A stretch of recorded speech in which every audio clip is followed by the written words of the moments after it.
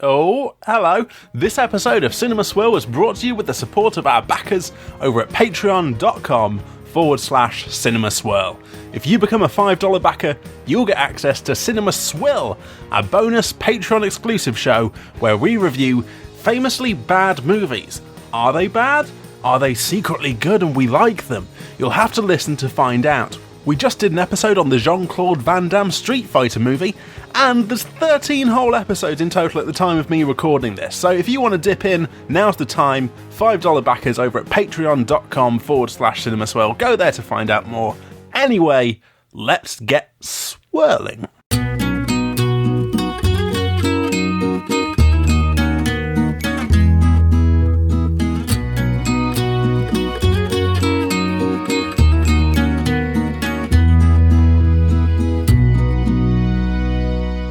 Cinema Swirl! Geez, now they're selling them jeans by the crate in episode number 58. And we're walking stylishly in denim through the corridors and the upper echelons of Hollywood, California, by way of Jumanji Drive, that is. However, once again, it's me, everyone's favourite film-watching cowboy, Kevin, joined by my OTP, Sam Chaplin. How you doing? Hello, I'm very well, thank you. One of my new favourite things about this podcast has been that as the numbers have gone up, the existential crisis that happens before each episode. The level of creative license you need to have to develop some of these rhymes is always impressive.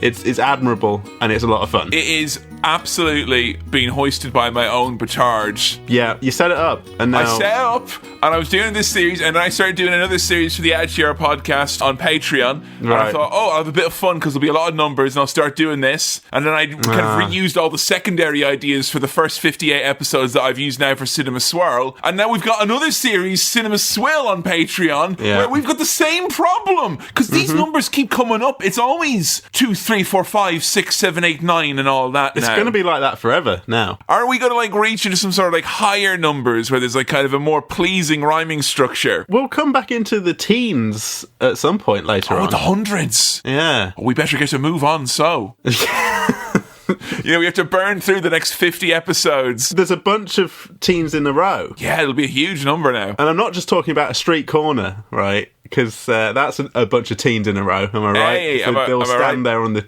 street corners, yeah? Listening to their records. Yeah.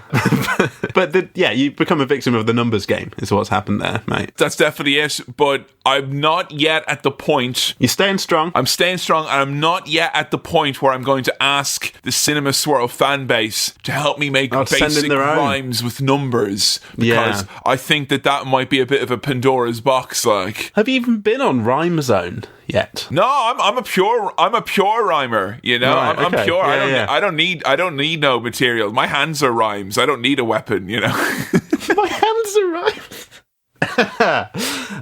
But yeah, it's wonderful stuff. So thank you for still doing a little rhyme at the top of these episodes. Speaking of wonderful stuff, the wonderful, delightful, comedic Robin Williams features in The Vote this episode, which saw eventual winner and obvious choice Jumanji go up against Good Will Hunting and Good Will Vietnam, the sequel. And it was quite a close race at the start, but then after the people who had not figured out that you had already seen Mrs. Doubtfire quelled their anger, they got on the Jumanji train, and here we are, Sam, about to play a really big board game. Jumanji! Is that part of it? Do you shout Jumanji? Because I think Homer Simpson did that in an episode of The Simpsons to see if it would do something. Yeah, and that was classic Simpsons as well, wasn't it? They're frothing with ideas where it's like, Jumanji! Jumanji, hey! Yeah. Welcome to Jumanji! We got fun and games!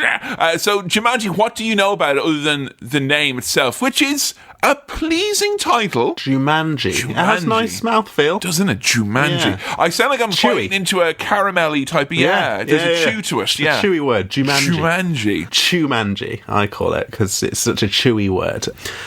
What do I know about Jumanji? I know that it stars Robin Williams. Oh, the man himself. The man himself. I know that it is about, I think, a board game that can suck you in to it, or it becomes part of your life, or you go in the board game, or the board game comes alive, or there's a board game. and a there's board life. game. It's not the board game Life, which I think is the game of life. It's not that. Okay. But it comes Imagine to that life. if you played the game of life and then you just like lived a slightly streamlined, albeit more depressing version of life, which is the game of life. I don't know if you've ever played the game of life. No, I haven't. Where it's like, roll a dice, you can't go to college, you're dumb. Like, that's just it, like.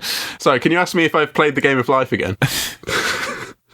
You set him up, I knock him down. Go on. Have you played the game of life, Sam? Every day, mate. Every day. This is the rhythm of the game of life. It's shice. No, I mean, serious, game of life. That is it's a dark old game. It is. It's a bad game. Yeah. What type of a board game is Jumanji? Is it like something really in depth? Is it a big box game? Are there figures? Are there pieces? It's brown and green. Brown and green. Brown and green.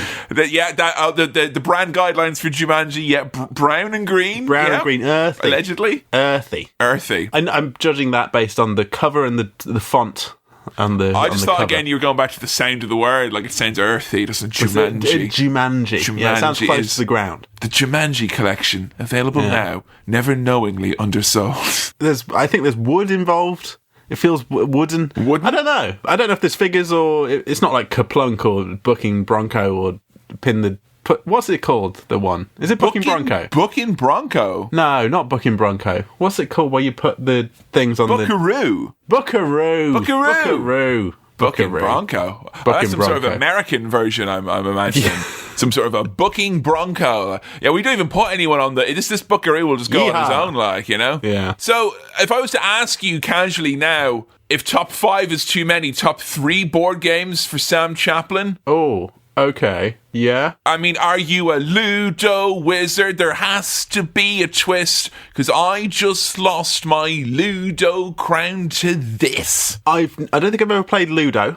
I've played. I do like it's like a Kerplunk, a board game. You know, Kerplunk is a board game. I mean, it's heading into family activity. And then I'm like, is Jenga a board game? I mean, because Jenga's not a board game, is it? There are family activities, and I would say there's a soft group there that includes your Buckaroos. It includes your operations. It includes donuters. Right. It's fantastic. Now, we're talking about games that mostly don't have a dice, or if they do, it's a very basic coloured thing to get you to use a gimmick. And the gimmick is like a moulded plastic or a wooden thing. That is the centrepiece. Here we go. I've got an answer for you. Number one. Yeah. Number one. Scrabble. Oh, Scrabble. I like a good Scrabble. Scrabble, mate. Oh, you be fucking intense to play Scrabble with. Yeah? Yeah, you wouldn't know what you come out with. Yeah. All sorts of words. Yeah, with a grasp of language, sort of, a bit. Oh, I fucking love Scrabble. But the thing about Scrabble is it rewards those with a grasp of language, but it triply rewards those who know how to manipulate triple word scores. Yeah, there's two layers to it. There's a savviness to it, and I've played a lot of people who I would have thought are a lot, more verbose and smarter than me when it comes to big word learning. But they didn't have the savvy point-based offense that I did. It's not just knowing the words, it's knowing where to place those words. That's the thing. Sam, and when to place those words. It's knowing the recognisable international Scrabble accepted championship 2-letter words that you can use. Yeah, exactly. That's all there is to it. You don't need to play big words. I'm throwing za at you. It's an official abbreviation of pizza. I don't make the rules. The guys who said za did, Oh, battleships used to be fun. God, you're real going Billy Basic here nowadays. Yeah, well, okay, Monopoly is fine. Oh, what was your number one all-time favourite? Was it a wooden train? Monopoly's good. Does your family fight with Monopoly, though? Is there a bit of aggro at Monopoly? No, my family doesn't, but I have played Frustration with some friends quite recently. Not a fun game. And let me tell you, people got frustrated. It really? did get very heated. Yeah. You would think it would be a bit too Route 1 for them to be actually angry about the goings-on of Frustration. But they got frustrated. And it's fun when you're in control and you're doing well. Sam, were you the frustrator or the frustratee? For a long time, I was the frustrator. The frustrator in chief, huh? But I imagine it's cathartic when the frustrator becomes the frustratee. That's true. Frustrate me once, shame on you, Yeah, I mean, I've never been a massive board game person. I feel like this for gentlemen of my ilk, it's either like wrestling, Lego, board games, or all of those. Oh, right, I see. Yeah. I feel like that, there's a mix of those has to come into it. I mean, I'm big board game, board game renaissance. I think since I moved to Manchester, where there are like fucking 3 board game shops, and my friend Kieran got us for a present. It's like a game called Betrayal Legacy that is one of these legacy board games that every time you play it, new rules get added and there's new pieces and the board changes every time. And there's a lot of this, like, I love shit like that now. Like, sounds a bit complicated, though. It is a bit, but you just, it's like owning a fancy computer. As long as you've got a bigger nerd than you to hand, it'll be all right, you know? Because I played the Lost board game, the board game adaptation of the TV show Lost, with the same friends I was playing Frustration with. And how did they get on with that? It was, like, to set it up and to try and get through the rules was just a slog. And we tried playing it for a bit, and it was fucking boring, and it was rubbish. And then we played Frustration, which was easy and simple, and we knew what we were doing. And yet somehow made you angry and frustrated. I'm just saying, folks. That's fun. You get a reaction. That's what you want. Whereas with Lost, we're just like, we're not enjoying ourselves here. We're trying, but we're not. This isn't like those guys on the island running around having fun. Hey, Sam, running away from a monster. Board game of the TV series here. Yeah, you know what I'm saying? Huh? You know my feelings about Lost. It's a smooth burn is what that is, folks. But I think the issue here is that I might be like a fool or a buffoon who can't really deal with too many rules and complications. So board games, even when I watch some board game content on YouTube. I can't be doing that. I don't know why. I just watching people play board games is not for me. You know, I've enjoyed it. I would happily play a board game for someone else to watch. Right. And I think I've enjoyed at some point watching other people play board games more than I've enjoyed playing some board games sometimes. Well, sure, next time you're around, we'll have you play a few of the old board games, and we'll play some nice simple ones as well. As simple as possible for me, As simple as possible. We'll tell you what, we'll play Joe's favourite board game, It's Dinner Time, which is a promotional card game given out by Iceland, which back in the day, they really didn't understand nutrition, because it's like the most healthy thing is like frozen chips. Like, eat as much rice as you want. It's a free carb. That sounds nice. It is a great old game. However, I don't think any of these games are anything like the Jumanji game, but I don't know what that is. So we're talking in Jumanji about a world of board games that you are not associated with. You probably more the Speed of Welcome to the Jungle Jumanji, the new class with Dwayne the Jumanji Johnson, because he is all about video games. And Sam's a gamer, guys. I don't know if you know that, but it just is. It's just who he is. Yeah. Real gamers only on this podcast, please. Exactly. Sam insists on us doing this on Skype because he won't talk unless he's wearing a headset with gamer mics on it. I have genuinely got a little fold down thing here. If you can see that thing. Yeah, that's great. Hey, stop camping over there, am I right? Hey, now, come on. Sam, Robin Williams, what have you seen him in? What do you know him from? Because he's a comedy icon, and you've done comedy, so... I have done comedy. I know about Robin Williams. I have a few things to say about Robin Williams. One, I've seen Mrs. Doubtfire, and as problematic as it is, now, I've enjoyed it a lot as a kid. I enjoy it now. I think it's a really fun movie. And I've seen Flubber as well, which I remember fucking loving as a kid. I loved Flubber so much. I don't know what to do with that Flubber movie, because if you put it in the swirl, you're a son of a gun. And if you put it in the swill, you're a son of a gun. It's a tricky one, but it's as a child, so tricky to make our own series just to review Flubber. I love Flubber. The thing about Robin Williams is he has... We said this about Jim Carrey. That huge energy. Yeah. That... infectious comedy, quite loud and big style of humour. Woo! Yeah, exactly. But the other anecdote I have about Robin Williams, which is when he very sadly passed away, as that news came out, I was downstairs in Edinburgh in the Stand Comedy Club watching Daniel Kitson. Oh, God. And down there, it's kind of like a basement venue. There's no phone service. But someone, during the interval, who had gone up to have a smoke break, came back down with the news that Robin Williams had died, and decided to go round every seat and tell everyone that Robin Williams was dead in the middle of a comedy show. So we still had half of a comedy show left to go, but someone had come round and told everyone that Robin Williams, a comedy icon, had died. That was a strange move. Sam, I gotta tell you, I've had people in audiences snipe out the best part of my joke or ruin my flow, but I think in the middle of my set, if someone was announcing the unexpected death of a comedy icon, I would think the wind was taken out of my sails just a bit. like. Yeah, it was a weird way to learn that news, and it changed the atmosphere significantly. Was it mass grief in his... Because I think of, like, when Robin Williams died, I think it's close, like, I think of as, like, David Bowie in terms of, like, just pure, raw emotion from people. Everyone was upset about that. And it's that quite cliched, but sometimes very true, Tears of a Clown type thing, that he was such a big, fun figure and a positive, happy influence on so many people's lives and childhoods. And the idea that he was sad is so very upsetting. And I think it's very easy to forget that with a lot of... I mean, like, if you're a comedian who's doing, like, stand-up and the main gist of your set is, like, you know, the miserable life that you're living, or, you know, real life things that are getting you down. And a lot of comedians do that and work through it. But I'm always, you mentioned Tears of a Clown. Like, what's it going to be like if you are battling manic depression? You got to make real, like, fucking high energy, woo, woo, woo, woo, woo, woo, woo, like Daffy Duck ass fucking shit, like RV and stuff.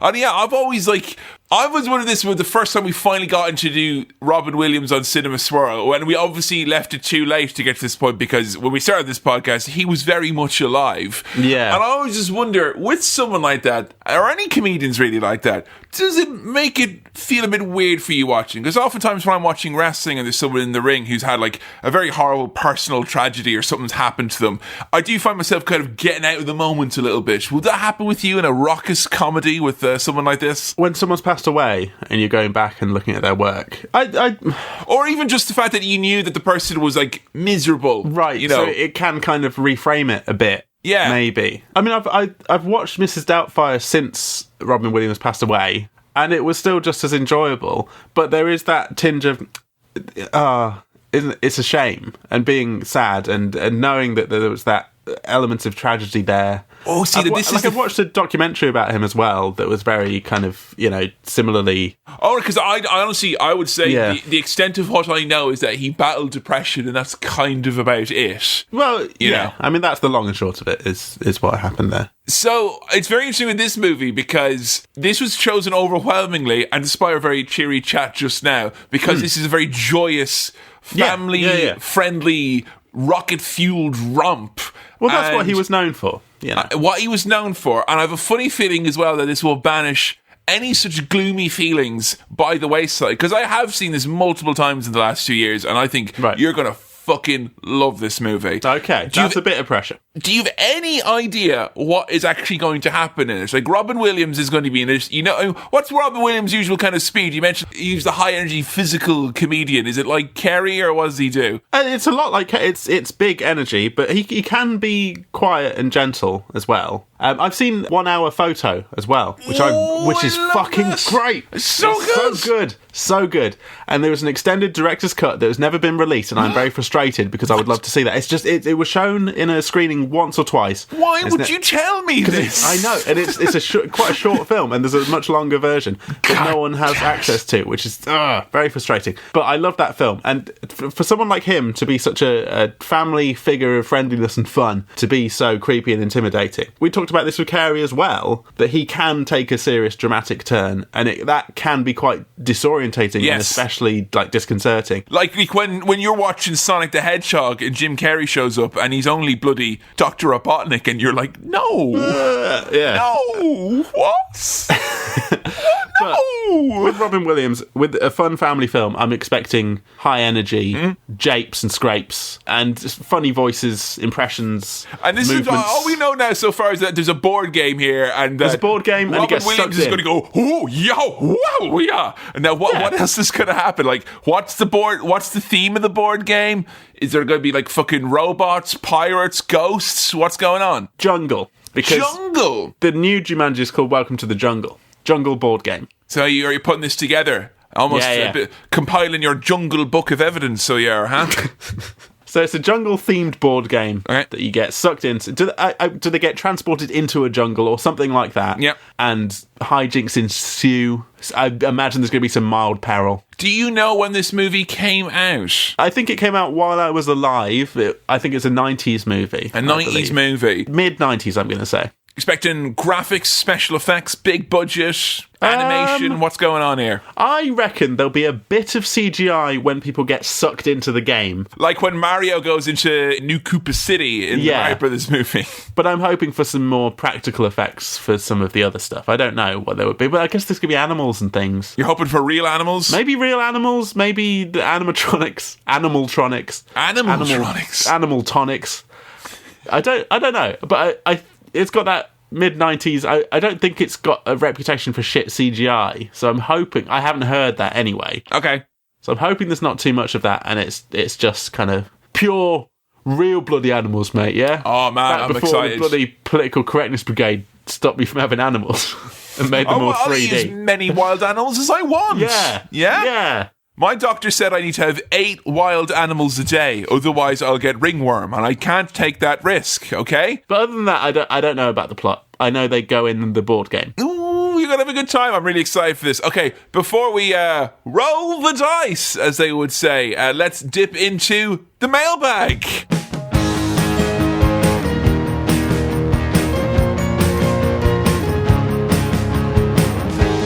Welcome to the mailbag. I thought I'd introduce myself again. Hello, welcome to the mail. Hi, welcome to the mailbag. Funny seeing you here in the mailbag. Yeah, I had to go to a different room for the mail room for the mailbag. It's snug in this mailbag. Russell. Russell's here as well. Great. Hey, Russell, how's it going, man? Hi, Russ. So this first question comes from Russell. No, it comes from Ross, which close. Russell. Oh, Russell. That's good. Who asks, have Sam and Kevin seen many subtitled movies? If so, what's your favourite? For me, it's got to be Battle Royale. I like that this genre, subtitled movies, you know. Well, I mean, this has kind of come up recently with the Oscars, which we've not touched on. This is such fucking baby town frolics. I know. But Parasite won Best Picture.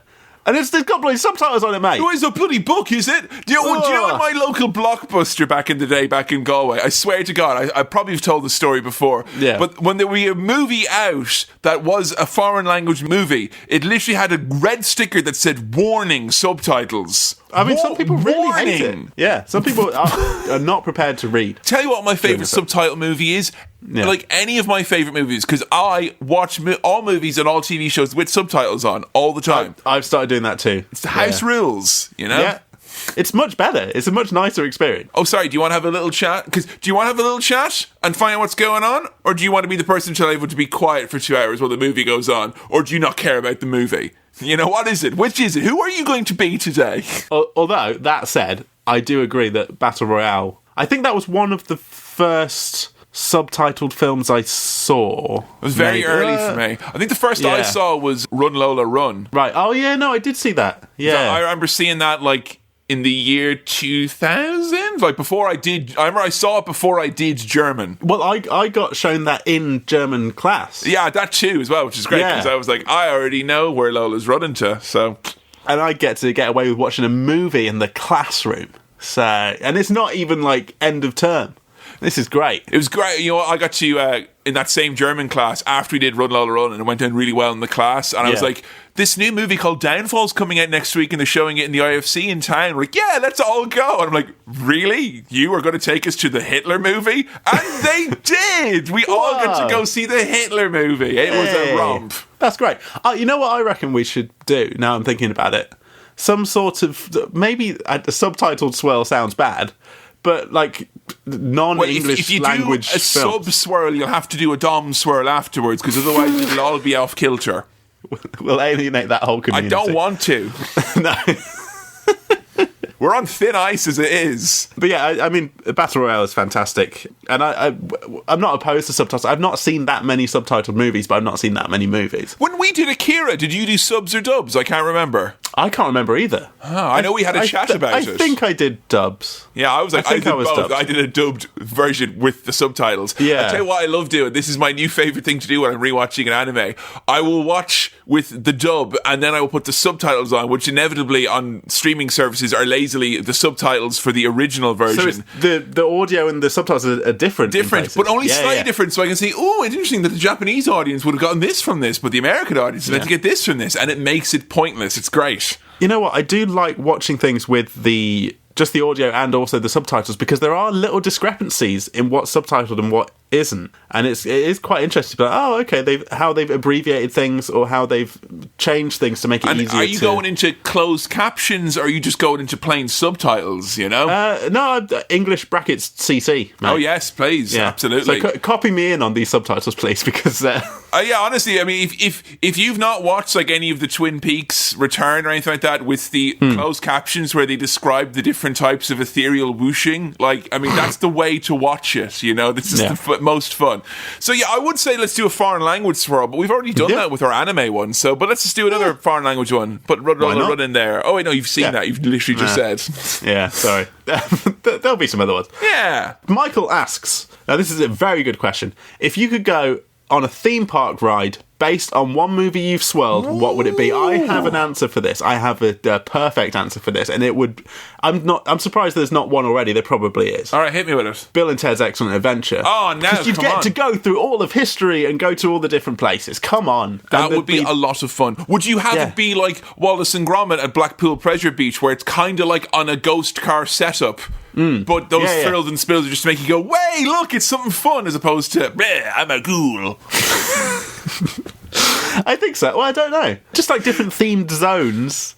I don't know. I like the idea of it, and I like that if you're in the queue, you can be like, what's my number in the queue? 69, dude! Oh! And there'd be guitar music in the queue on the way. I'm mostly concerned about the queue. I think the queue would be great. I would say that's not bad in terms of an idea, I did look up about Bill and Ted if they had any amusements, because I always do like to, when we do any movie, check out if there's any, like, associated merch or any like, amusements or anything like that. Yeah. And I know that apparently there used to be, like, a Bill and Ted stage show at the Universal Studios, which ran like under the radar for all these years. It's this like really grotty, horrible, like the show where all the jokes were homophobic, basically. Right. Vice did like an undercover report on it back in the day. They were like, we went to see the Bill and Ted show, and it's like really, really not PG and really nasty. And they got shut down afterwards. But the idea that Bill and Ted was being kind of sullied by these dirty park employees making naughty jokes, it was not on. Yeah, I was thinking Jingle All the Way, because you can have the elements of it. Yeah. I'm talking a multi-phase thing. You have Air at the start where you're being Turbo Man, and then you have the kind of the roller coaster part where you're going through all of the toy store. People are like, "That's my Turbo Man." And then they're lobbing toys at you from the side just to enhance the experience. And balls and stuff. Yeah, and then you go through, crash into the ghost train part, and it ends up with you looking at your son or daughter or whoever it is that is small in your life, and they're dressed as a mailman and going, "It's to you, Dad. I'm a drunk now." No. Okay, so this is like a horror ride. Yeah, exactly. This is pod racing, motherfucker. I said slag off. Yeah. And then there's a cookie at the end. You go, this cookie's so good, Yeah. So I'm going Jingle All the Way. All right, I'm going Bill and Ted. Thank you, Michael, for that question. Great question. I want to revisit that someday. Comes in from Brooklyn, New York, and this is from Amy. Oh, right. Brooklyn also, here. By the way, if you want to send in questions, you can send them in to cinemaswirl@gmail.com. That's cinemaswirl@gmail.com. Use the subject line Brooklyn, Brooklyn if you're hitting us up from... Is the Bronx and the Brooklyn the same? Because I don't know. I don't think they are. I'm not 100% sure. I'm a real Bronxlanite here, folks, so Yes. So I'm walking here, and I'm walking towards this question from Amy, which... Oh, hang on a second, here he comes. Which reads, "Hello, Sam, Kevin, and Joe." Joe the intern getting a shout out there, which is very nice. Ah, yeah, thank you, Joe. Do you have any movies / TV shows, brackets or any other media that regularly invade your dreams, whether or not you've been watching recently? Amy says that it used to be that whenever I would binge the show Lost, which I'm a big fan of, I was almost guaranteed a few dreams about the Hatch or the island, but it would also happen out of nowhere. I haven't watched in a while, but last night I was involved in a rooftop escape from an unknown villain along with Kate, John Locke, Claire, Michael and Son. These are mostly very fun dreams, not stressful or nightmarish at all. But this specific piece of media is obviously burrowed deep into my subconscious. Although I consider myself a fan of the show, it's not like I spend every free waking minute thinking about it. Do you have any similar experiences? Amy also goes on to say some nice things about Cinema Swell and how much she enjoyed the Pretty Woman episode. Hey! And the more films of that ilk would be much appreciated. And Amy, we agree. Well, there you go. That's justification. That is from an actual honest-to-goodness woman. So there you go. So, has any media invaded your dreams, Kevin? And I'm not talking about Nightmare on Elm Street. Oh! Right? Okay? I'm not talking about it, because that was part of the film. I mean, I definitely, like, Alien and Shining have been in, like, nightmares that I've had in the past. Okay. Like, kind of stand out, like, showcase nightmares. You know, the real ones that you traumatize you for years. Yeah. But, like, honestly, I don't think movies do it as much as there's certain video games these days. I was going to touch on this, yeah. Yeah, it's not necessarily a puzzle game, but if I play a lot of Tetris, I'll go into my mind and I'll start playing Tetris. That's the Tetris effect, mate. It is. It's literally the Tetris effect. Lumines does that as well. Grindstone does that. The Witness does that. Minecraft does that. Anything where I'm like staring at it peacefully at my own pace. But here's the thing. If I'm lucky, I'll dream in Minecraft, because that, generally speaking, is just walking around houses I've made, which is all right. That's quite nice. But I noticed when I dream in Lumines or in Tetris recently, my mind concocts these like unwinnable scenarios where and you'll never get a long piece. Okay, yeah. And that's a nightmare. I realised, like, I've had a nice Tetris dream. I'd rather have no Tetris than a Tetris nightmare. I've definitely had some Lost dreams when I was really into watching Lost. I can't really remember what happened, but I know the Lost would have been in my dreams. I'm just saying the villain in that email that was chasing them was probably like the showrunner or like the producer or something like that. David Lindelof running after you like, I've got good ideas for this ending this time. I've got a big sack of extemporaneous plot elements. But in terms of video games, this is embarrassing. Skate?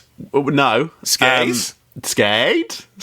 Money's too tight for skate. When I first played the game Stardew Valley, everyone recommended it to me. You love it, right? Well, here's what happened. I played it. This was a long time ago, years ago. I played it. I didn't get it, and I stopped playing it. And I was like, I don't get what the hype is. I have recently got back into it, and I am borderline obsessed, because that is invading my dreams. I am waking up thinking, I need to water my crops. I'm still worried about what I need to do in the video game. If anything, it's more work, and I'm stressed about work, but the work is a video game. Look, I can just say this, folks, and I'm not doing this meanly, right? But as a former addicted Stardew Valley player, right, I just feel I need to. I'm just going to say this to Sam now, just to prove to you at home who might be thinking about playing the game what could happen. Sam, your pickles are ready, but you're in the mines. Why don't you think on that? Why don't you chew on that, huh? Oh, that hurts.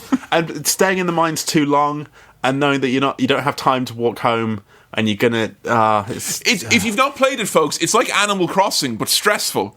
Yeah, but it's really good. It's great. It's amazing. I do. But it's interesting that I think with video games, with just I think the bit extra layer of input is much easier to invade the dreams. I agree. Although I will say, I saw Uncut Gems recently, and I had a very tense nightmare afterwards. Oh God, that's such a good movie, but it makes you so bloody anxious. It made me so anxious, my piss was fizzy afterwards. It was fucking not for me. I loved it. What am I saying? It's good. Yeah. It's a good film. It was great. bad for me, though. You know, it was like bad food for me. It's not fun to watch, but it's good. I can't recommend it. No, technically, no, but you should watch it because it's very good. Yeah, I think video games, you kind of, you're in them and you're in that world, and that can then get into your dreams. And I tell you what, mate, Lost did that. Yeah. Lost was a TV show, and yet Lost, the board game, didn't do that. That didn't invade your dreams. No, I fucking hope it doesn't, because it was boring. Will Sam be dreaming of big Jumanji tonight? Let's find out as we go do a cinema swirl.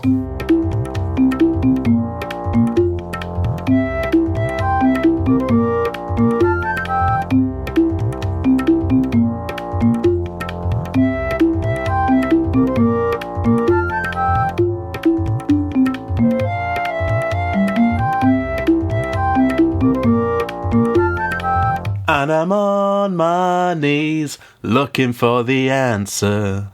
Are we Juman or are we Angie? Fuck's sake. My God.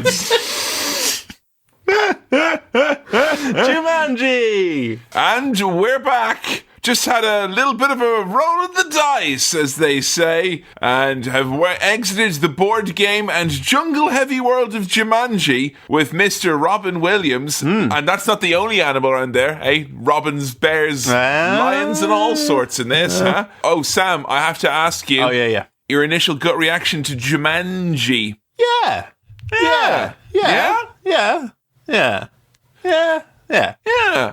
Interesting now that a couple of things struck me about this, even though this is one that I'd watched in recent enough times.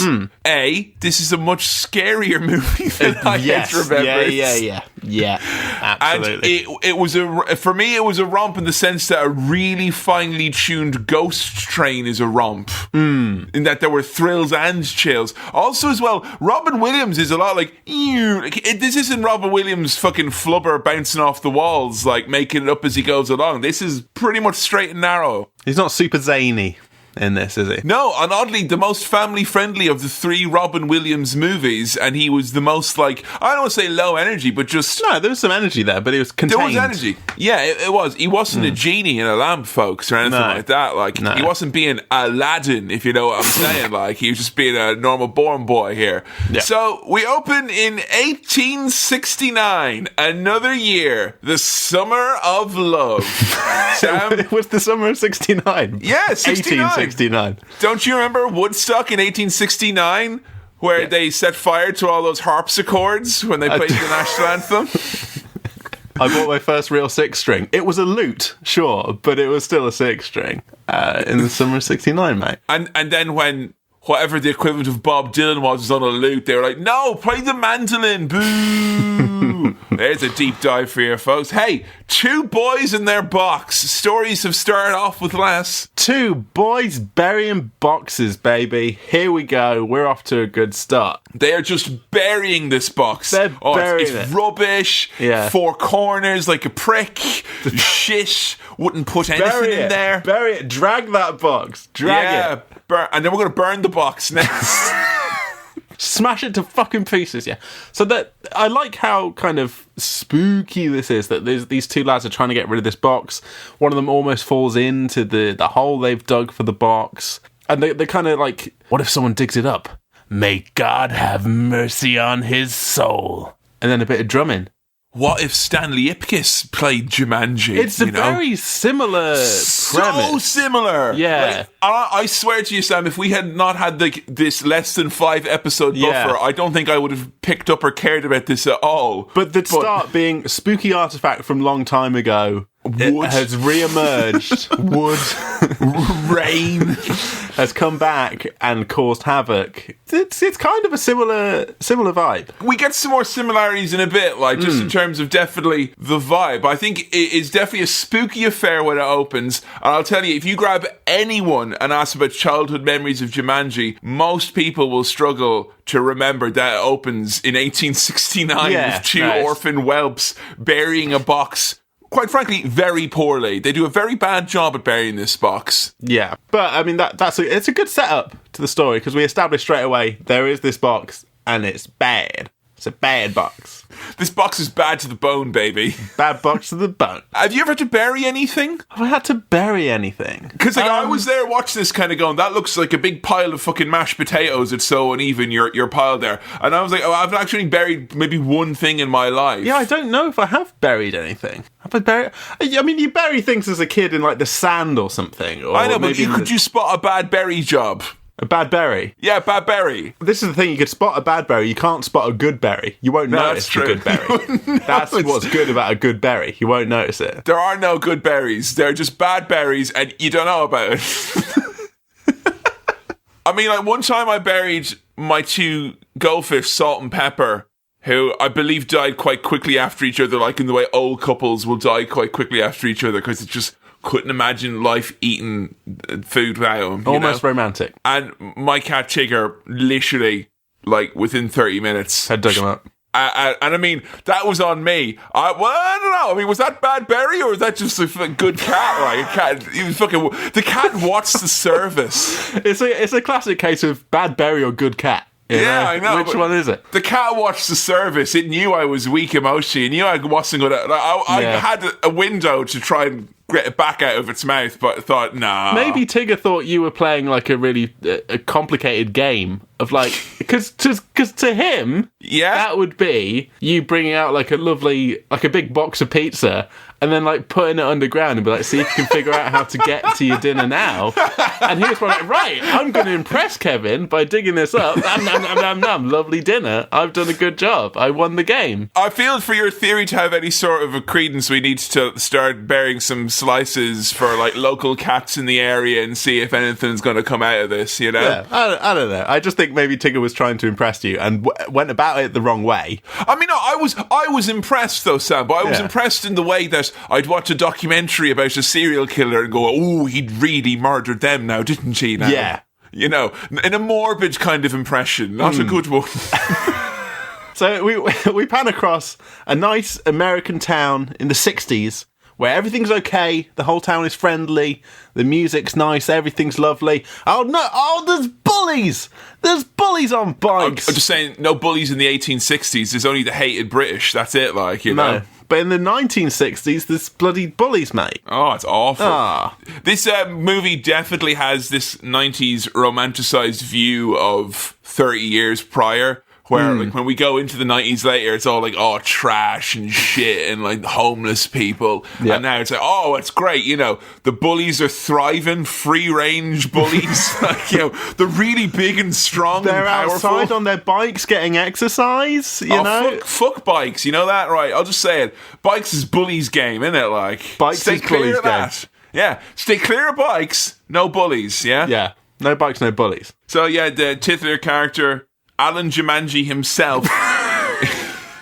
He is the bully boy, and not like a bully boy like, bully boy, you'd make the bulliest boy in the Bullington boy. Yes, just he's a boy who's been bullied. Yeah. And like most bully boys, he's just going to go cry in his dad's factory, the plight of the second generation industrialists. I love some of the bullies things that they say to him. Well, first off, some bully quotes here.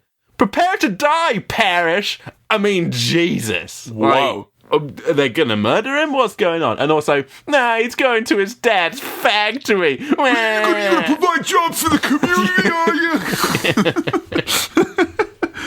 But he makes it just in time. He sneaks in. He leaves his bike outside. But he gets into the factory. I was back in the good old days as well, when you had proper shoes, brick and mortar shoes made in a proper building. Whereas kids these days, they just have filters for their feet that make them look like different types of shoes. That's all a croc is. It's just and a tom as well. Those are both just filters. They're just filters. Yeah, they're not real.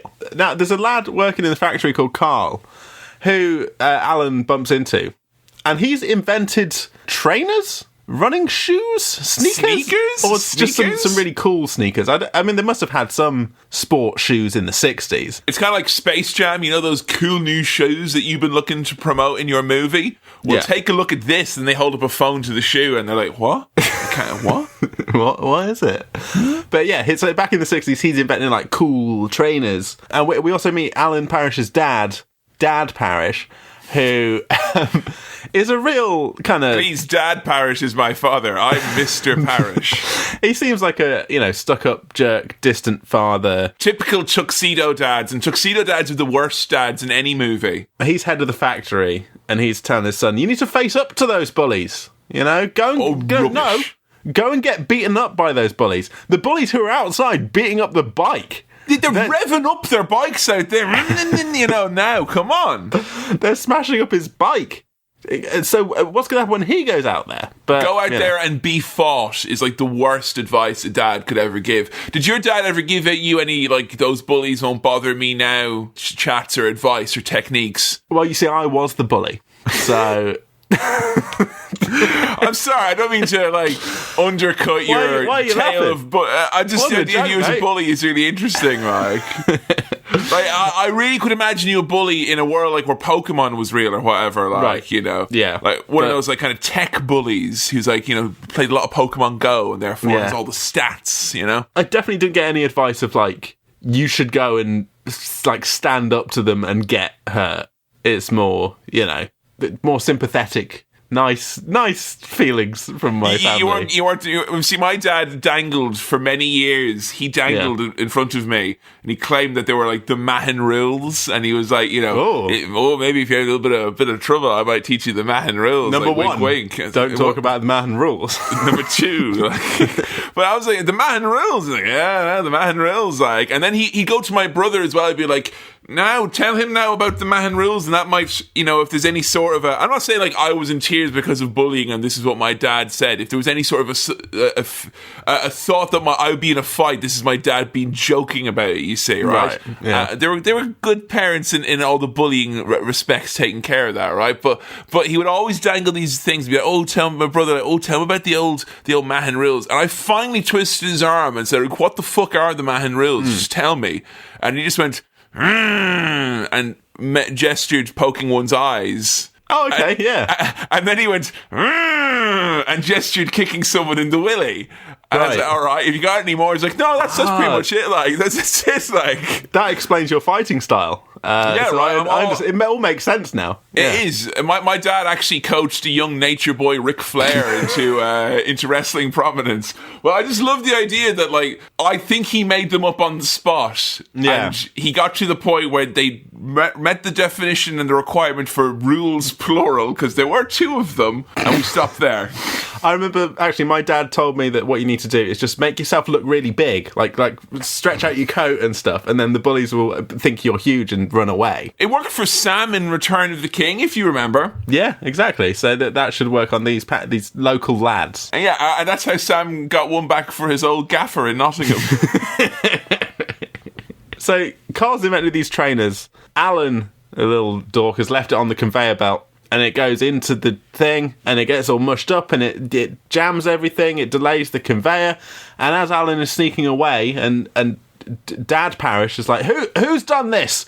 Who's ruined the machines with a shoe? Who's altered the history of footwear, yeah? Because I'm literally livid right now. Who's done it? Carl takes the blame, because he's a good guy, even though it was Dad Parish's dorky son. I mean, he wouldn't have fired his son as well. That's the thing, and he fired Carl. That's ridiculous. Yeah. But yeah, as soon as he's out the door, immediately then, boom, bullies on bikes. Get him, yeah? And he gets... Yeah. You gotta stay away from them bikes. He gets beat up. His bike gets nicked. Bullies on bikes, like that bully, Lance Armstrong, and he bullied everyone into thinking that he'd won all them races, hadn't he? And people would be like, hang on a second now, Lance, so didn't you... And he'd go, sure. And they go, oh, no. This is the thing, the people who were doping him and giving him the drugs, he bullied them into giving him the drugs. That's it, and they were powerless to stop him. It was just a campaign of bullying. And the thing is, people didn't realise that his actual campaign logo wasn't Live Strong, it was Don't Suffer Fools Gladly. And that no one could stop him, he was a monster. But hey, on the way back, right, Alan can hear the drums. And not the indie band from about 10 years ago. He can hear actual drumming. This kind of... Right, so tell me, did the indie band drums not have any drumming? Like, to be like, real, like, fucking... No, they had some drums in there. Like the way the Police never used a siren, the cowards. They had a song that was about going surfing and Obama. So it was a great time. Oh, that's good, Jeez, there's a 10-year-ago statement, isn't it? Yeah. Like, Obama, I want to go surfing. Obama, I don't care about nothing. Let's go! God, it's like the 2012 Olympics got made into a song. It's so naive and optimistic. Ugh.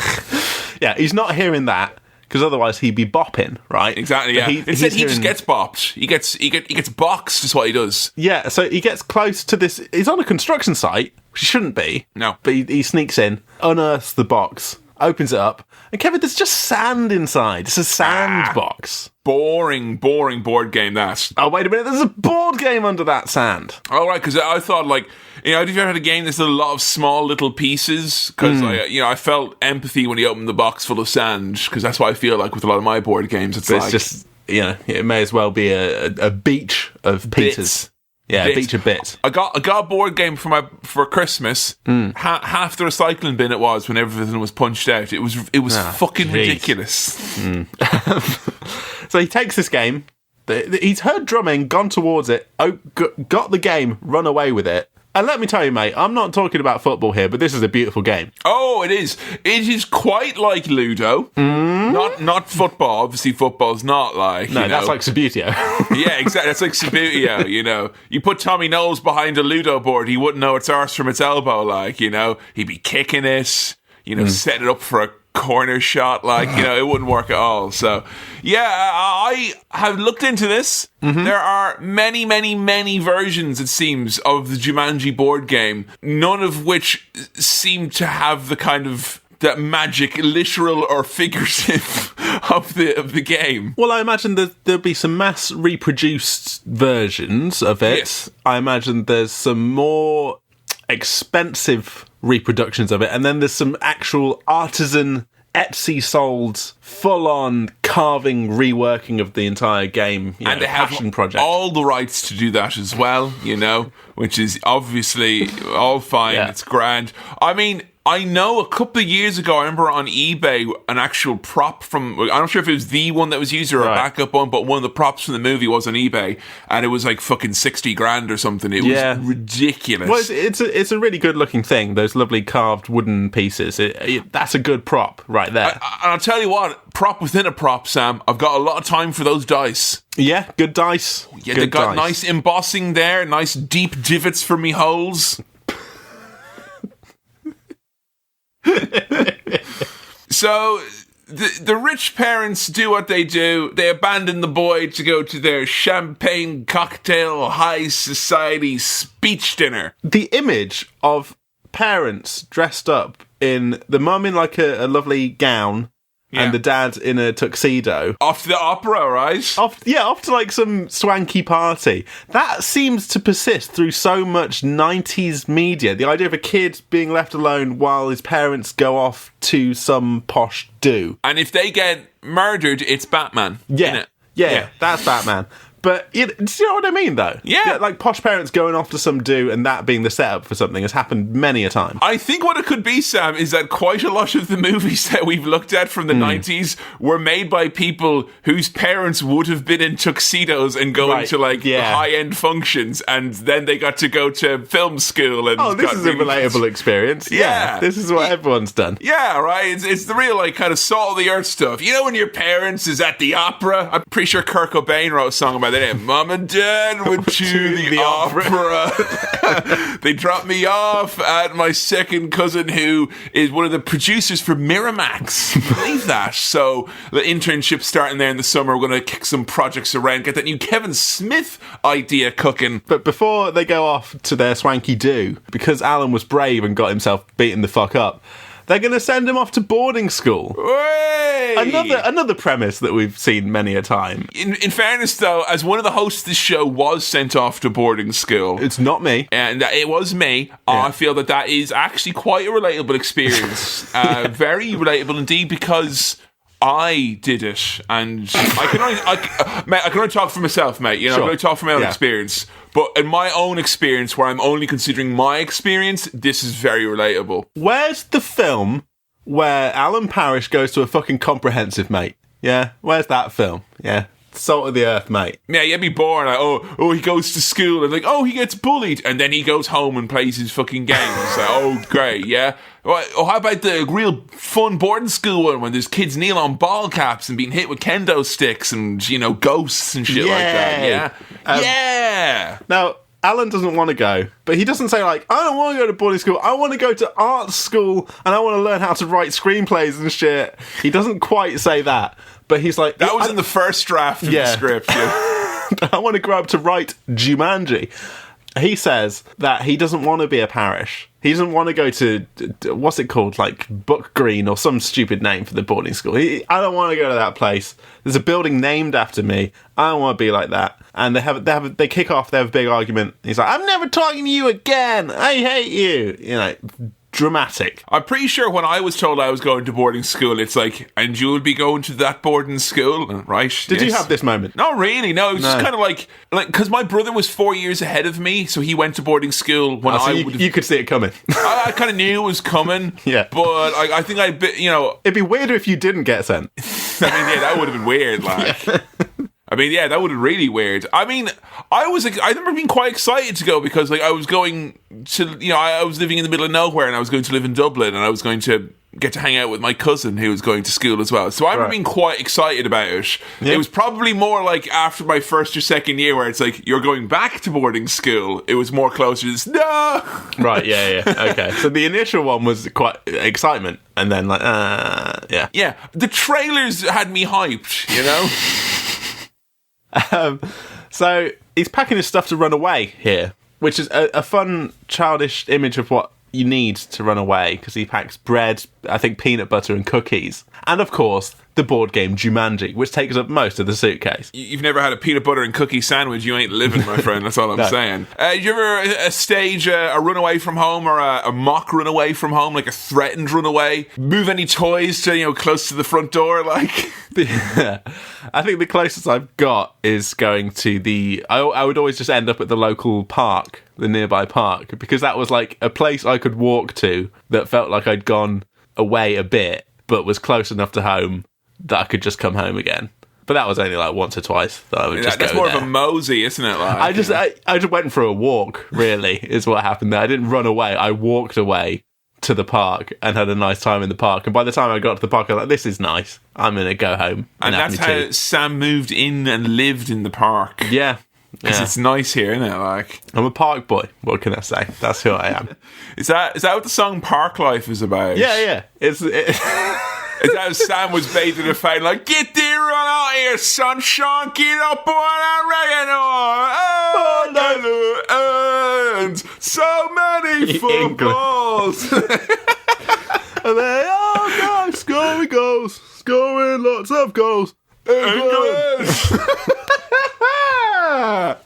Now, Kevin, have you ever had the girlfriend of your bully, I think, come over to return your bike? Is that who she is? Who is she? I think so. Yeah. She's affiliated. She's bully adjacent. Yeah. And what he does, smooth move here, he invites her in to play Jumanji. Oh, man, now, come on. Now, this is the smooth move that you want to be playing is the Jumanji.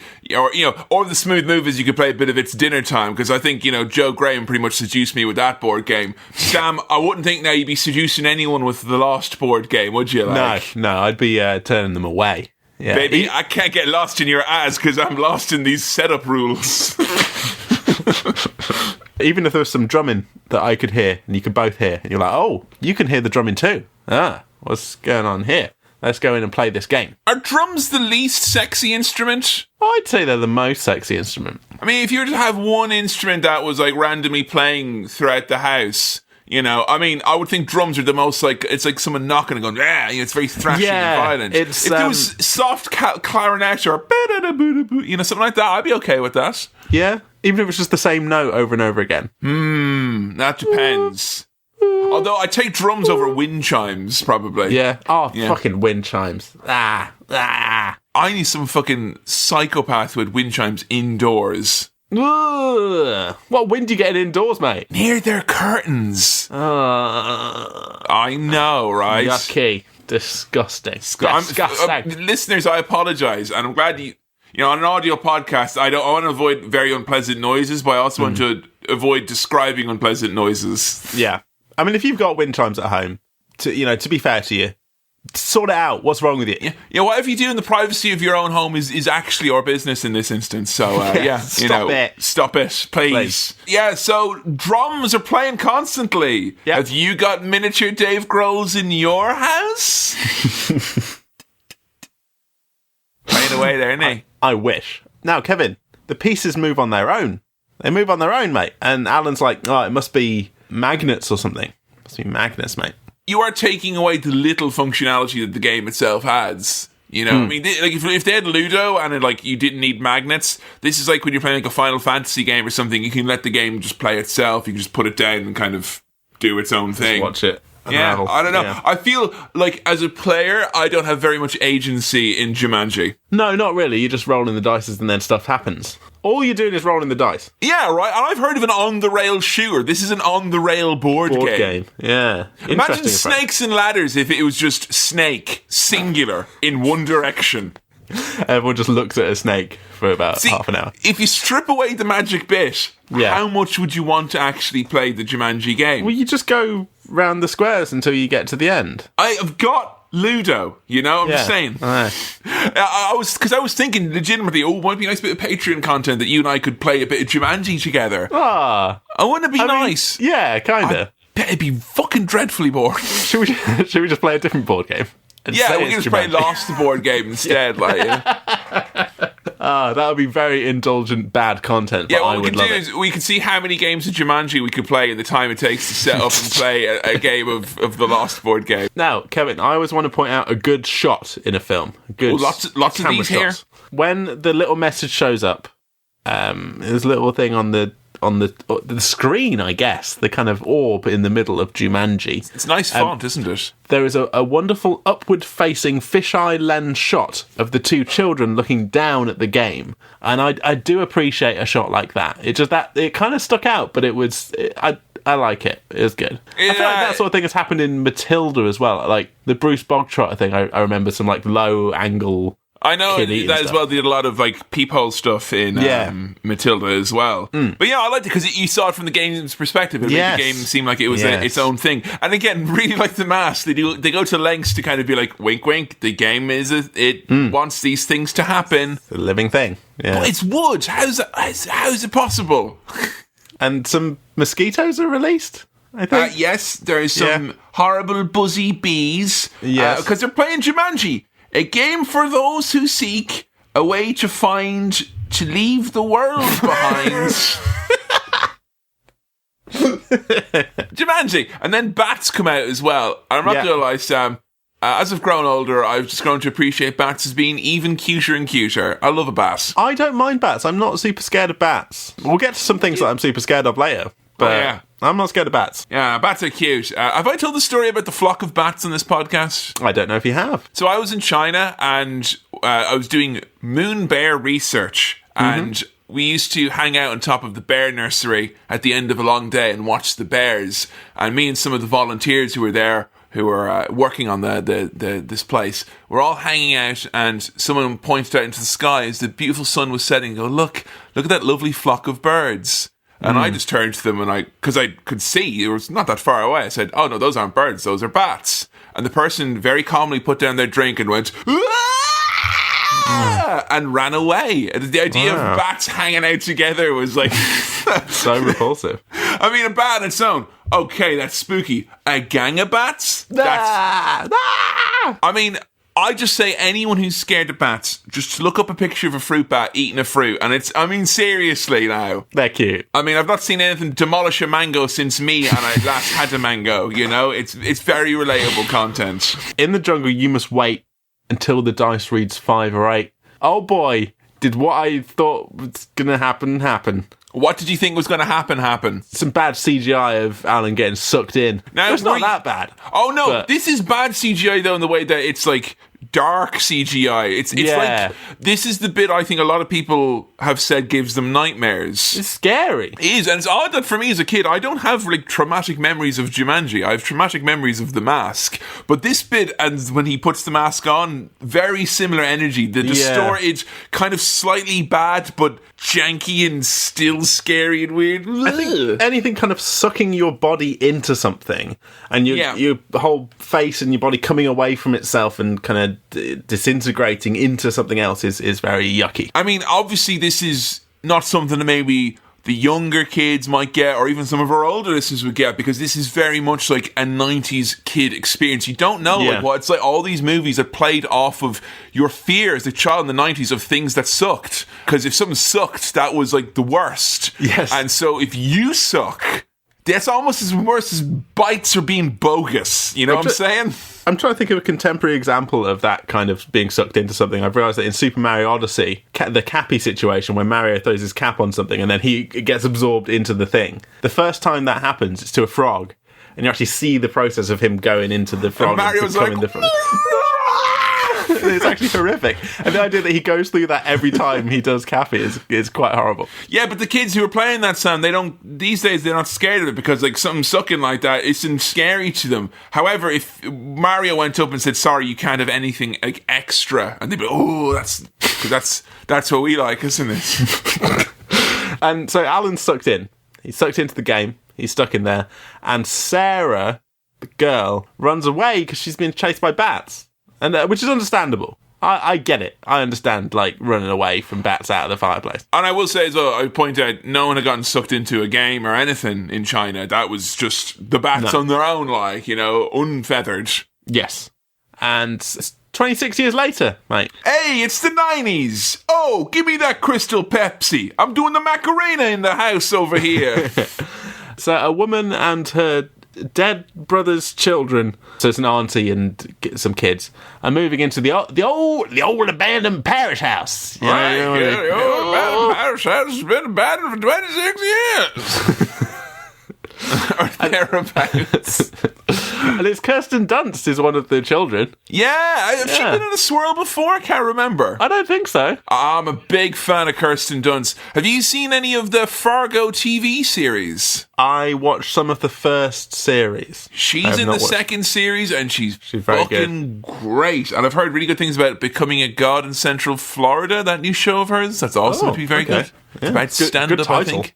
Very good title. I love Kirsten Dunst. She's so much more than the worst Mary Jane Watson. Yes, I would say that she is. And I mean, in this, her gimmick is kind of slightly snarky, a bit sarcastic, plays pranks kind of teen. She's got a bit of the she's a liar. Yeah, she lies. That's fucking her thing. She likes your to lie. Soul.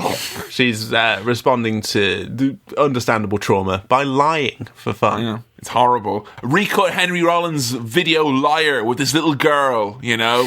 I don't know why I need to lie and cause you so much pain. Bad girl. And they're all hurtful lies. Like, yeah, my mom and dad died in a different way. No! Stop weaponizing your grief for pranks. Now, the kids think they hear they all hear some scary rattling upstairs. And one of there's a little boy who doesn't talk. He thinks he sees a bat. Is all rattling scary in your estimation? All rattling.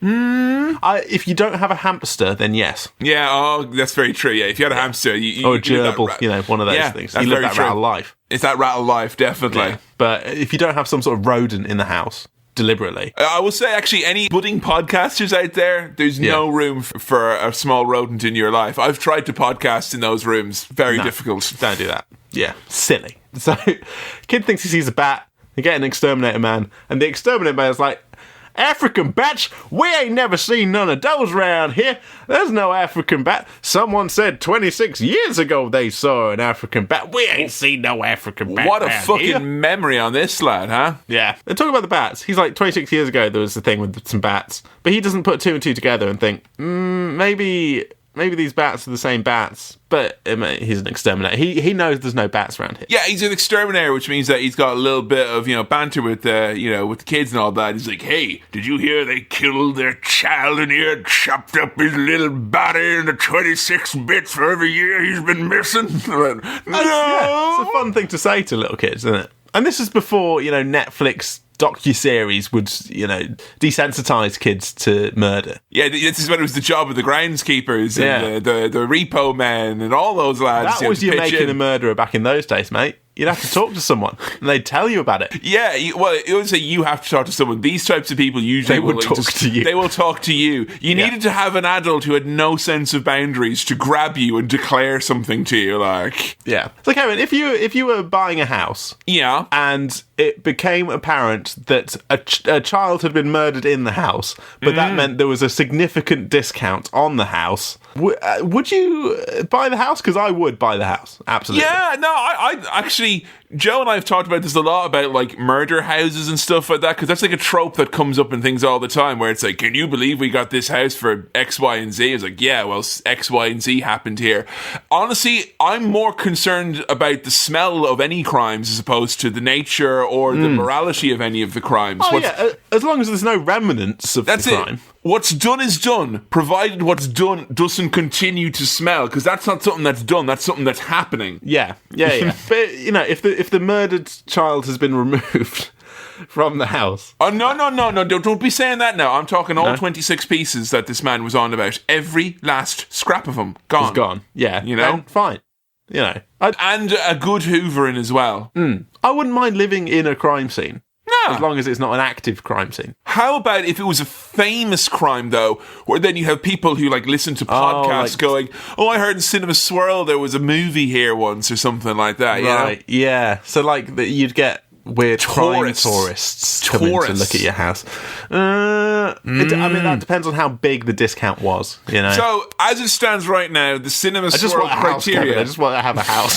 The Cinema Swirl criteria. This is why millennials will never own houses. Yeah. Oh, you won't buy a murder house that smells. Oh, you won't buy a murder house that has some of the murder victim left in it that also still smells. This, that... Oh, if people come to have a look afterwards, they're just curious. Yeah, I mean, I've been spending too much of my money on avocados. That's the problem. You know? Well, I think it's my avocado toast amiibo that just tipped, the scales forever for me, in my generation. I'm sorry, I've dragged you all down with me. That would be cute, though, an avocado toast amiibo. It would, wouldn't it, though? Yeah, a piece of avocado toast. So, they have to head back up to the attic. They find the game because they hear the drumming. Open the game. They play a bit of Jumanji. And when the pieces move on their own, Kirsten Dunst thinks it's microchips or something rather than magnets because it's the 90s now and you had microchips and things. It's the 90s. It's either microchips or slime, one or the other. Yeah, that's a cute touch. And the game summons like mosquitoes, and then we get a kitchen full of the CGI monkeys. And I said something about like, I don't think this film has a reputation for bad CGI, and I don't think it does. But those monkeys. The monkeys. They're so weird. They're off. They're quite unlike any monkey I've ever seen. They don't look like monkeys, but they're fucking terrifying. And it's like they're told, like, look, you can either have another layer of fur or we can make the eyes more intense. And they're like, look, if we could just make it seem like it's a ghost that lives in the eyes and mouth and you kind of fill in some vague 3D model around that, that's fine. They're literal fucking demons. They're like Oni or something. They're horrible. They're so horrible, and they keep cropping up throughout the whole fucking movie, and I hate every time it happens. Because every really time, the monkeys are there for the fucking money shot. The monkeys are there for the trailers. So every time the monkeys get on screen, you're right up there in their fucking faces, man. I don't like that at all. No, it's the point of this game, as far as I can tell. You go on the squares, and every time you go on a square, something fucking terrible happens, and that's the whole game. Yes, and I always thought it was like if you solve the riddle, that it's like you did it, you solved the riddle, so. You don't have to... No, what is you solve the riddle and you correctly identify what is about to come and get you. Yeah. You don't solve the riddle, it comes and gets you. So either way, you lose. It is... You know what? And I will say, again, I'm going to die on this hill. The Ludo comparisons are strong because in Ludo, you roll the dice, that's it, you just do it. The consequences are going to happen whether or not you perceive them, Right. You just input the fucking data and move. I'm just saying, I can see why this game was like made once and there's one copy of it and it's never been mass produced. Like if you went on Dragon's Den and pitched this, they'd be like, well, what the fuck this sounds awful. Every time you land on a square, something bad happens to you. I like as well, like how Hollywood has used this kind of game in the new Jumanji. It turns into a video game because kids don't like board games. Right. But I like the idea that from 1869 to like 1995, that it's totally cool. Like, kids love board games and wooden trains. Shut up. Hey, guess who pops out of this bloody board game? Is it only a lion? Yes, it's the... Because we did a lion swirl vote. And it wasn't even a Christian lion from Lion Witch in the Wardrobe. So, whatever. There's a lion, sure. But there's also Robin Williams in his kind of jungle man gear. He loses points for the carapace headpiece straight away. Like, what endangered thing do you have to kill for that, Robin, huh? Yeah, nah. This is very strange because he's a little kid who's grown up into an actual adult man, but he's back in his old house. Not to be confused with the movie Jack, where he plays a kid that grows 4 times faster than a normal man, so he's a man when he's a boy. No, and this isn't like Big either, where he suddenly becomes old. Yeah.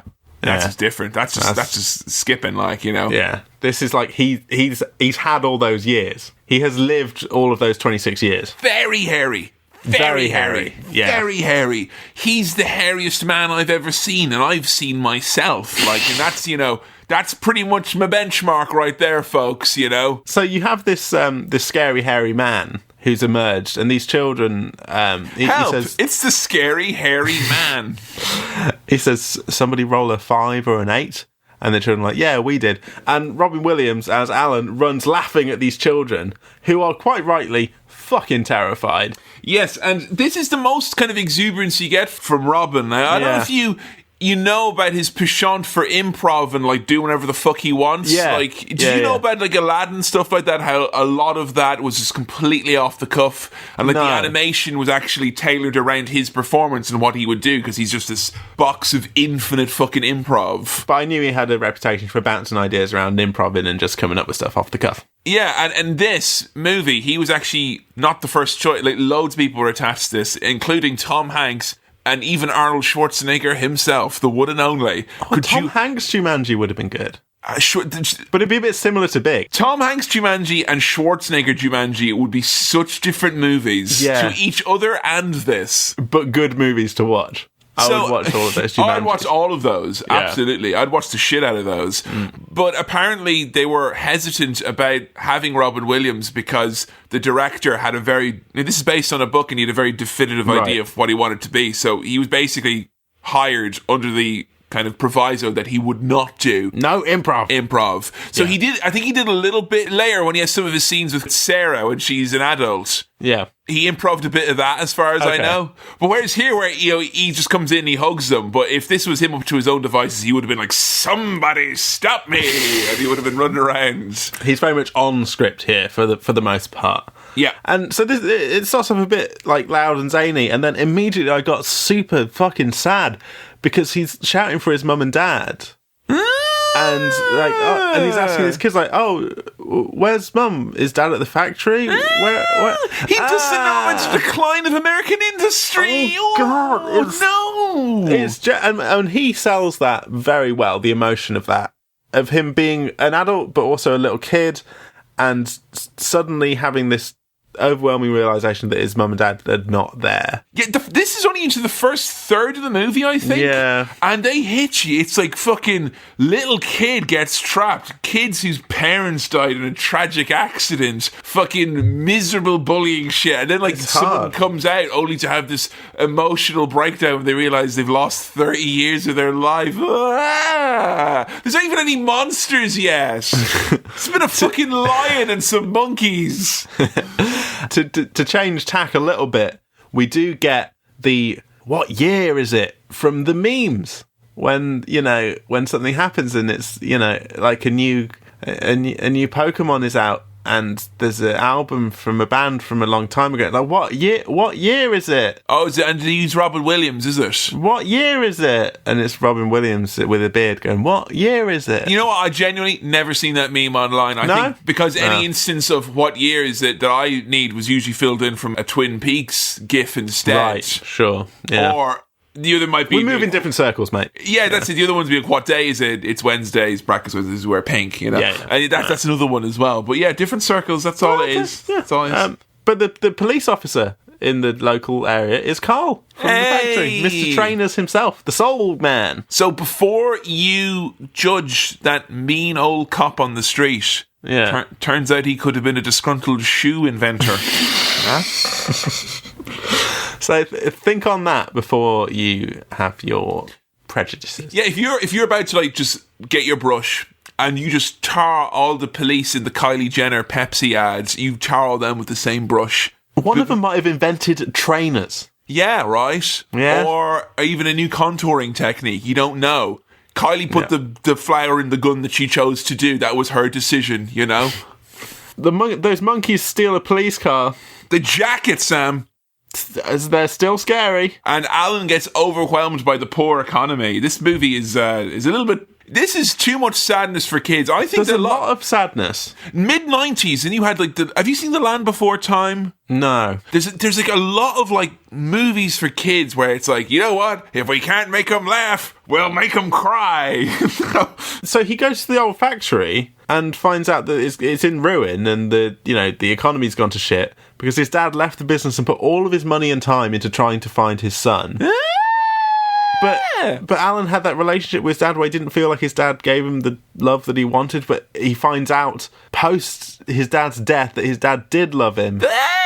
but he didn't realise. Stop! And, Kevin, little detail from the tombstones, they only died about 4 years before he came back. Hey, which now. is just, that's brutal. Like, if they've, oh, God, it's... Yeah, this is the closest I've come to crying on an episode of Cinema Swirl. This is not good. This is sad. And Kirsten Dunst consoling him by like being, "Hey, our parents are dead too. We're all in this together." But don't worry, because everyone in the town is dying of tropical diseases and rashes, and bugs are attacking. And hey, have you ever been scared of a bee hovering outside your car? Well, you're going to be thinking about this for the next couple of years. Don't worry, this bee can't get us. Oh, it can, because its fucking ass is made of knives. Yeah. Yeah, scary, big, strong mosquito insect thing trying to get in. Oh, don't worry, someone's going to try and drive a car who's literally never driven a car before. Is this movie is this Uncut Gems? What the fuck is this? Oh, look, someone's going to come with a big brush and start sweeping up gravel on a wet pavement. Kevin, you know what, I would watch an Adam Sandler Jumanji as well. I'd watch a fucking Adam Sandler Jumanji. Will someone roll an 8 over here? Come on! I'm begging you! Or a 5 even!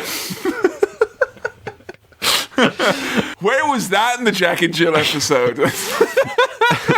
I enjoy the kind of japes of he's an adult but he's still a kid because he can't drive. Not saying that if you can't drive you're not an adult, but you know what I mean. Like, you know, he's missed out on a bunch of stuff that ordinarily he would have known about. But they sort of managed to drive and get away from the mosquitoes for a bit, at least. Yeah, they do, and Alan has a haircut, and this is the point in the movie where, if you're into that sort of thing, he's much less sexy now. I'm just saying, he goes from sexy, hairy, wild man to... Robin Williams. Just another Robin Williams geek on the street, like, you know? I mean, they slag him off for, like, cutting himself while shaving.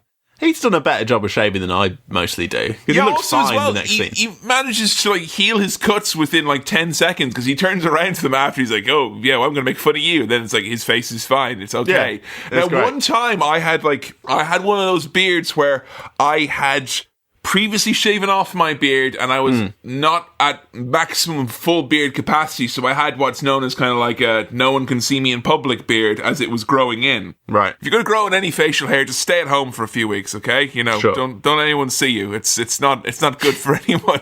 But I decided, because I was invited to my uncle was having like a nice barbecue and a garden party, and I thought, oh well, I can't show up looking like this. So very quickly I decided to try and shave beforehand. Yeah.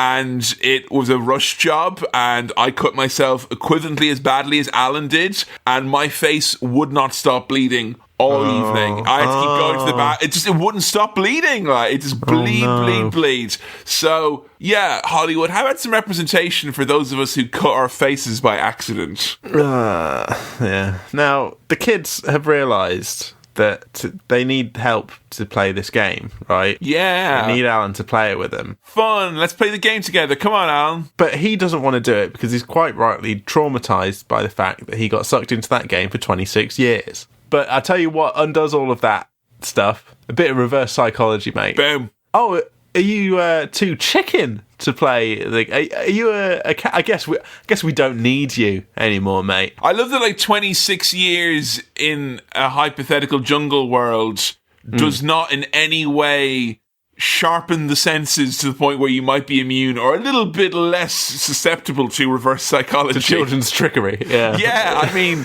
yeah, man, those fucking wild animals in the jungle had nothing on this crafty kid, like. He comes back, he's going to play it with them. Oh, no, Sam, hang on. You forgot, though, there was a really fun line from Robin Williams here. Oh, God, yeah. You don't even know what afraid is. You won't last 5 minutes without me. Woo! I use laughter to encourage my students.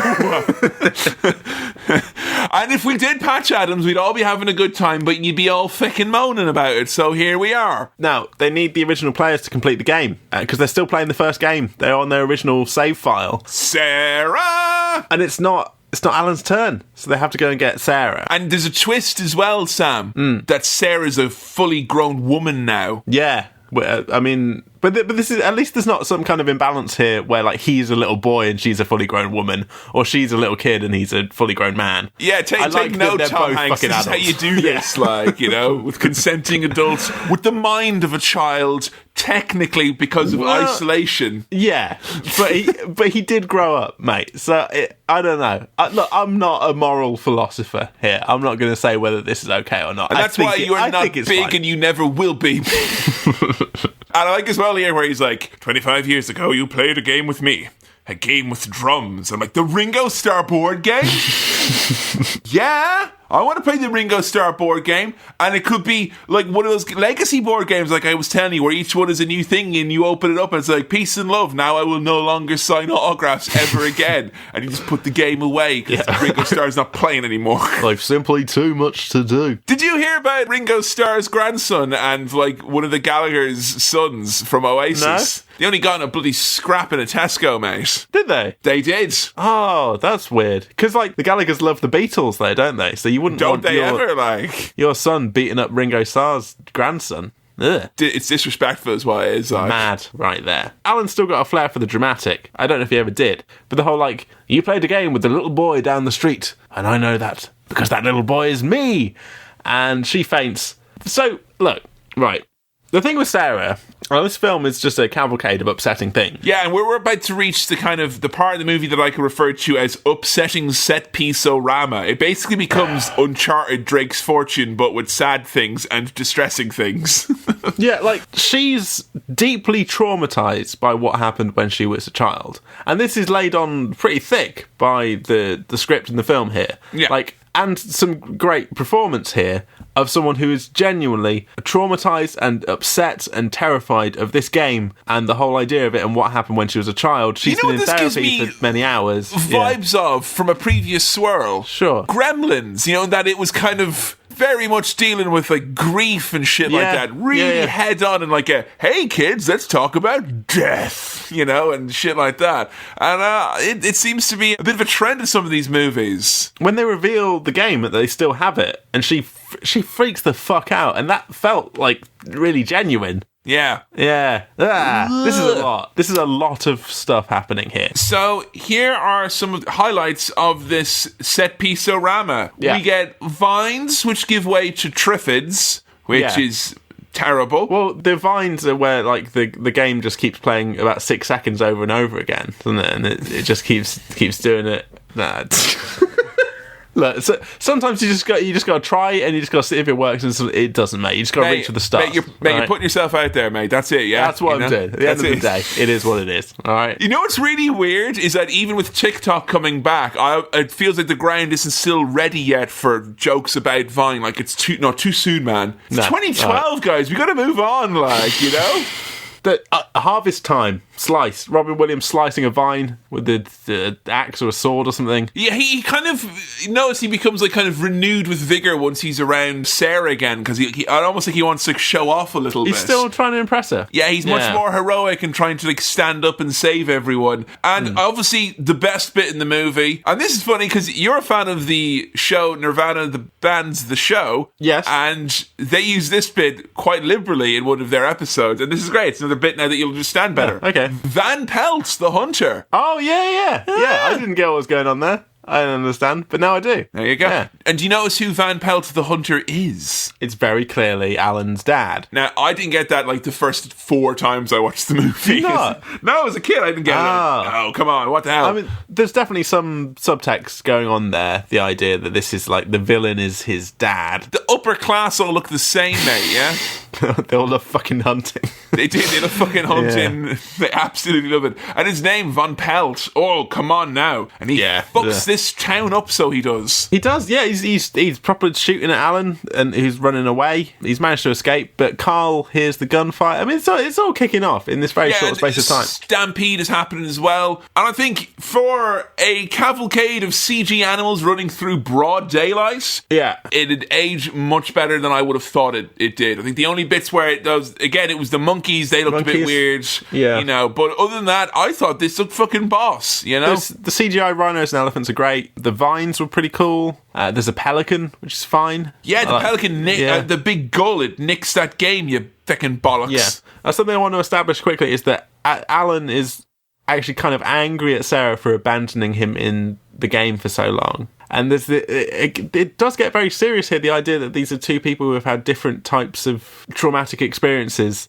and that he's taking it out on her, and it's a bit weird. So their relationship is kind of difficult now. It is, it's a lot more complex, I think, than... You know, because we've watched a lot of romps on Cinema Swirl. Yes. And I think if you compare... Like, to call this a romp, I think is almost... You know, we just did Bill and Ted, and there was no layers of I mean, there was, you know, relationships and all that, and effects on people, but yeah, like two people who are traumatized very differently by the same event. It's fucking deep, man. I feel like it goes quite deep into it. Yeah. Surprisingly. Hey, what country are we in for this film? Where's it set? This is the United States of USA, motherfucker. And I shall tell you for why, because Van Pelt can wander into a gun shop and get a ridiculous weapon, like a sniper rifle, a massive, super snipey, scopey rifle, without filling any forms, because he's got lots of gold. Did I ever tell you about when I was in America and, like, I was offered guns? Very, like, literally straight up. I went to WrestleMania, like, 10 years ago, and it was in Texas.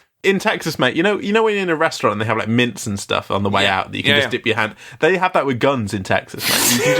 You can there's just guns everywhere. No, well, I think you're mixing up with take a gun, leave a gun that they have. That's...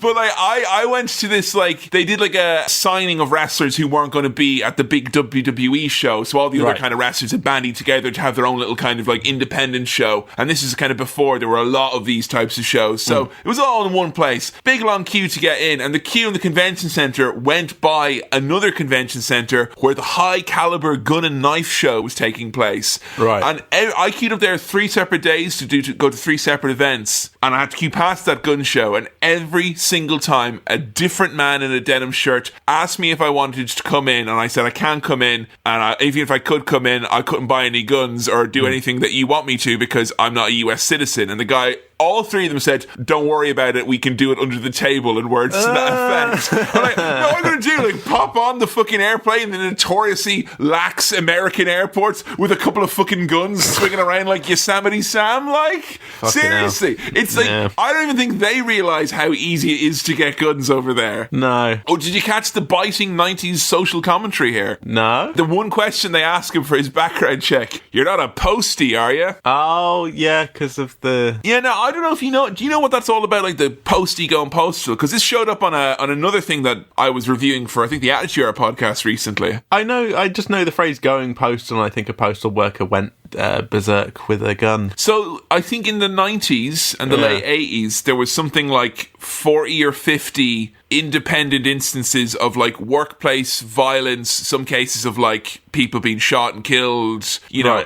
And this is like kind of a thing that was kicked around as a bit of like a comedy political commentary football, that like, oh, you're going to go postal, like the postal workers, because 40 or 50 of them independently either attacked or killed co-workers or members of the public. And it's like, I think people don't use that phrase as much anymore because I think the idea of like mass shootings being used as kind of a punchline. I mean, they weren't mass shootings, I guess, the going postal thing, but it's like shootings of any sort. Times this have seems changed. Very flippant to show up in like what is essentially meant to be a family movie, albeit a dark as fuck one. Like, they're going to fight this dirty gull now, Sam. Yes. Give him your chips. No, you give him your own fucking chips. It's been dropped down the Whitewater Rapids, mate. It's going all down there. Get in these rubber dinghies, quick. But Peter, the heroic little boy, he hangs down from a branch to rescue Jumanji, which is nice. Good on him. Good work, little boy. Have you noticed with the little boy, and to a lesser extent Kirsten Dunst, I think it's probably the fact that Kirsten Dunst goes on to be an incredibly successful actor in her own right. But did you feel like little boy was like one of the cards they barely pulled out of the deck in this movie? They barely use this little boy at all. I mean, he had the gimmick that he didn't talk much. Is that what the gimmick that they throw in, and it's the gimmick where let's get two really good adult co-stars to fucking... Because it feels like Alan and Sarah are doing, like, so much of the action. And usually in these family movies, the kids are doing most of the stuff, and the parents are like, whoa, what are you kids doing? This is the Robin Williams show here. Yeah, I see what you're saying. He gets a bit of stuff later on, but he doesn't really... Well, he does some things. Yeah, but he cheats, I know what you're saying. Cheats. Yeah. He does cheat. Mate, what would happen if you cheated in the Lost board game, yeah? You might have fun. The magic gravitational field will go back in time. Yeah, so Alan nearly gets assassinated by Van Pelt with a sniper rifle, and he's got taken in and arrested for questioning by Carl. That all happens after the reveals rapids. He's the sneaker man to him as well, so... Yeah, but little boy Peter tried to be a cheater, and so now he's got monkey hands. That'll learn him. Yeah, he becomes like... Is he a monkey boy or a wolf boy? I can't tell. I still don't know. I mean, I've often been compared to Teen Wolf, if that kind of... Yeah. That helps. Maybe he's a boy wolf, little wolf boy. He just gets all, hairy. He's not to be confused with the boy who cried wolf. He's the boy who is wolf. Who is wolf. And that's not to be confused with Wolf from Gladiators. No, who also is wolf. Or Wolf's boy, Wolf. You don't want to mix those guys up either. No. A couple of things I thought here were, one, where is the auntie of these kids? Is all of this happening during one day? It is all happening during one day. This is one day's events, isn't it? I mean, this all happened one day. Also, as well, we didn't point out that Lilith Crane was busy renovating a big house, and that's going to be her pretty much booked solid, so sorry, kids. Yeah. The town is in chaos. This is a festival of calamities. Monkey with a gun. Van Pelt's nicked Jumanji. The monkey boy bites his leg. Kirsten Dunst scans him with a checkout scanner, and it says no sale. I like that a lot. I like any sort of a showdown in the mall. We got a mall showdown in Bill and Ted as well. It's very 90s. And I do like as well that Kirsten Dunst, true to form of the Nickelodeon generation, used the bright green slime as well on Von Pelt. I thought that was a nice touch. Now, like, if you are, a kid from the modern era, I'm talking about the millennium generation, you'd be familiar with slime, but what you have is mindful slime. Yeah. Slime to relax, slime that's sparkly and soothing, and slime to help you unwind. What we had in the 90s was slime! Yeah, or gack! Yeah, gunk. It was the dumping of it. It was the stretching of it. It was whether it looked gross or smelly or like sicker boogers, or could someone slip on it and hurt their back. That was what the 90s was about. Well, lumbar pain. We get some good 90s family movie booby trapping here. Yes. He slips on some gack. No ball bearings to handle, I guess, but gack is a fine in a pinch. Something powered by gas canisters is good. A canoe going into him. That's great. And yeah, Alan has been freed by Carl and has in turn handcuffed Carl to the car. Switcheroo, baby. There's monkeys on a police bike. I know, it's serious. One of the funniest bits in the movie is this bit that comes up here where the aunt is in the car listening to her affirmations. Yep. And the funniest thing, I don't know why this made me laugh so much, and I've watched this movie a bunch and it only made me laugh this time. Her mouthing along with the end of her affirmation tape was really funny to me. Like the idea that you've listened to a self-help tape so many times that you have memorized it, like kind of sing along. It's not helping at that point. And then she sees the big old stampede. And a monkey and a motor, mate, as well. It's all mad. And there's a cute little rhino lagging behind. I was like, little rhino. Poor rhino. Now, little boy Peter, he's all monkeyed up. Oh, and Alan's crashed into the mall. Van Pelt's covered in paint. I'm sure we'll never see him again. Everything's okay. Crash the mall. The little boy, he's crying. He's kind of whimpering and crying. Oh, why is it? Because they've done Pretty Woman, is it?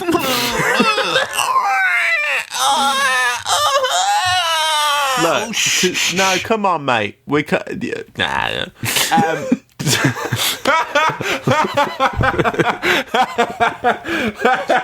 as they say in Brooklyn, forget about it. The little boy's crying, and Alan. This is more brutal, sad stuff. Oh, this is so fucking horrible. The don't cry, face it like a man kind of stuff. And then he's like, I was away from my father for 26 years in the jungle, and still I became an asshole like him. Oh, and for fuck's sake, Robin, enough inner anguish. This is too much now.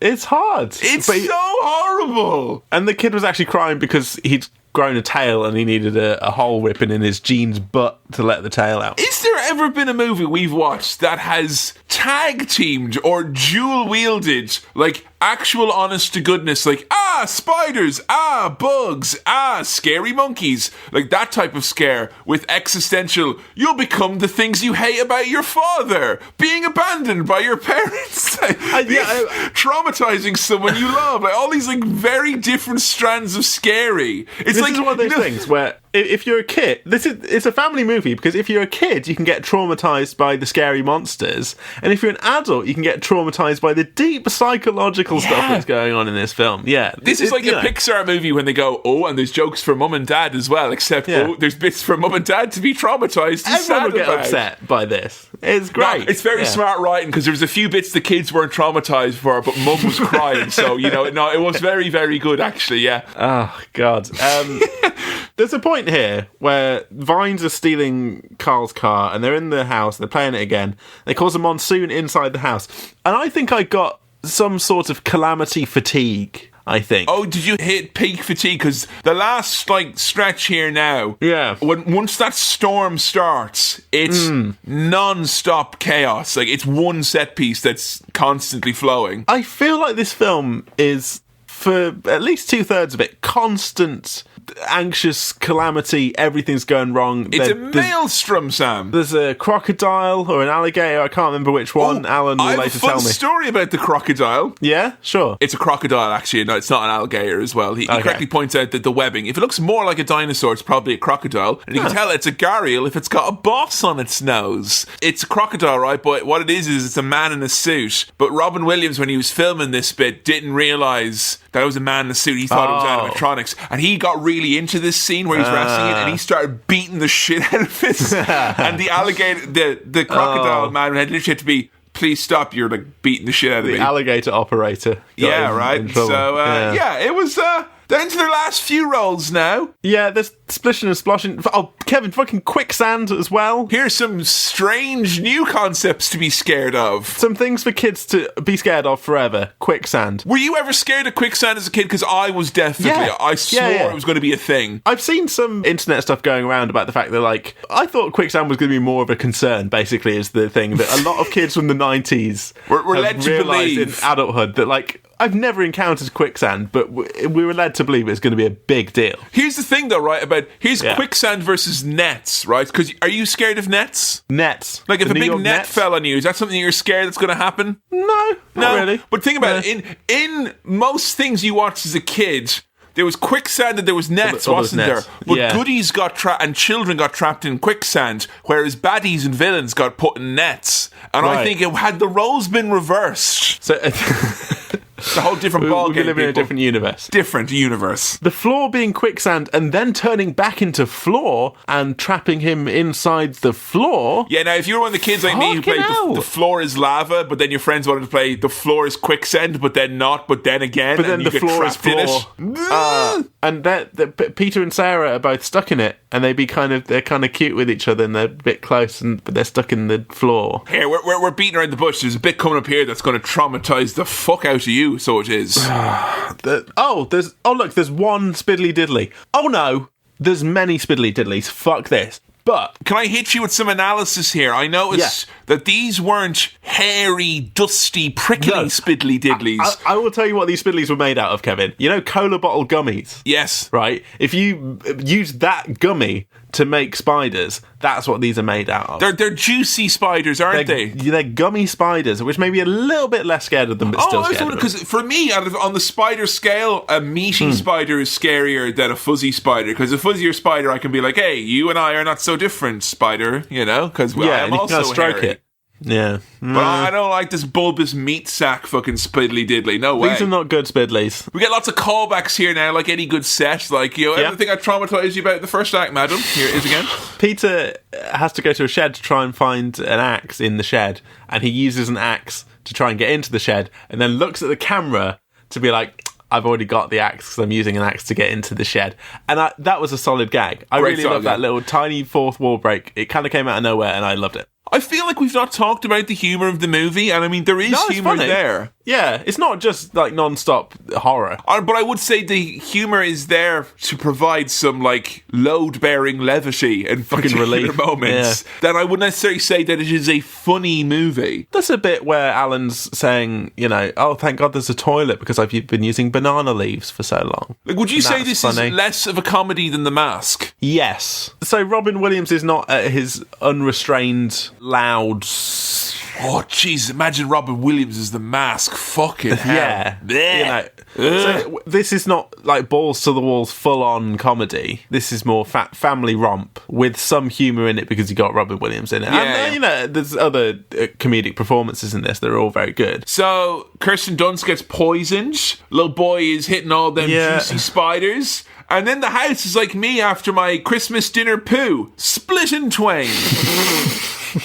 Oh, jeez. I mean, so there's been a flood, there's been an earthquake, the house has been split in two, and now there's your a big dad's hole down in the middle. Kill you and have sex with your mom.